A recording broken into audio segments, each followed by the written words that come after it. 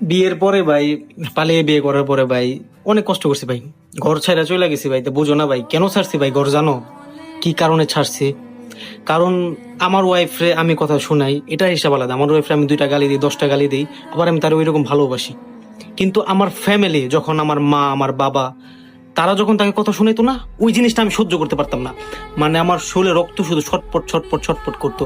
আরে বাবা, ওরে আমি গালি দিই, এটা হিসাব আলাদা। আমি ওর হাজব্যান্ড, আমি ওর মারমু কাটমু যা ইচ্ছা করবো। ওর বাবা মার থেকে অধিকার বেশি আমার। আমার ওয়াইফ, আমার যা ইচ্ছা আমি তাই করব।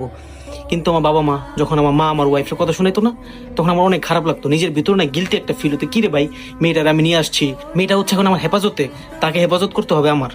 এবং এমনও সময় গেছে যে আমি আমার মায়ের কথা শুনে আমার ওয়াইফের সাথে খারাপ ব্যবহার করছি, তার গায়ে হাত পর্যন্ত তুলছে আমার মায়ের কথা শুনে আমি। কিন্তু আমি বুঝি নাই যে কোনটা ভালো কোনটা খারাপ। আমি এটা ডিসকাস করি না, আমি কখনো শুনি নাই। আমি শুধু আমার মায়ের কথা শুনছি, কখনো কি আমি আমার ওয়াইফের কথা শুনি নাই যে ও বেচারিটা আমার কি বলতে চায় বা বেচারিটার সমস্যা কি, আমি কখনো শুনি নাই।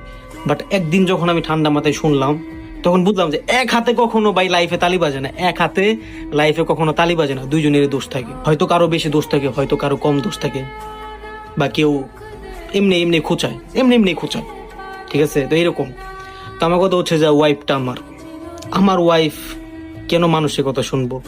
যেমন ধরো যে ভাই, আমি যদি আমার মারে 2টা গালি দিই বা আমার সাথে আমি খারাপ ব্যবহার করি, আমার বাবা কিন্তু এসে ঠিকই ভাই আমার কানে নিচে ঠাস ঠাস করে 2টা বসাই দিবে যে তুই তোর মার সাথে খারাপ ব্যবহার করিস কেন, হ্যান তেন বলবে না? তো সেম এরকম তবে আমার অধিকার ভাই, এটা আমার ওয়াইফ। আমার ওয়াইফরে আমার বাবা মা 2টা কথা বলতেছে, ঠিক আছে, আমার কাছে বলুক যে দেখ তোর ওয়াইফের এই সমস্যা, তোর বউ এমন করে এমন করে, আমি বুঝবো এটা।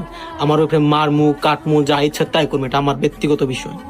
কিন্তু তারা যে আইনটা নিজের হাতে তুলে নিয়ে যে আমার ওয়াইফের কথা শোনাবে, ভাই একটা মেয়ে কত সহ্য করবে ভাই? পরের মেয়ে আমার কাছে আসছে, তো পালাই আসছে, ফ্যামিলির মাধ্যমে বিয়ে হয় না, পালাই আসছে। তো একটা মেয়েকে কি এখন, ওই মেয়ের কি আমি ছাড়া কেউ আছে? ওই মেয়ের কি এখন আমি ছাড়া কেউ আছে? এখন যদি ওই মেয়ের সাথে আমি পোল্টি নেই, বা ওই মেয়ের সাথে যদি আমি আরো যদি মানে এমনিতে ঢোলের বাড়ি তার মধ্যে যদি আমি আর নাচুনি বুড়ি হয়ে যাই, তাইলে হবে? বলো।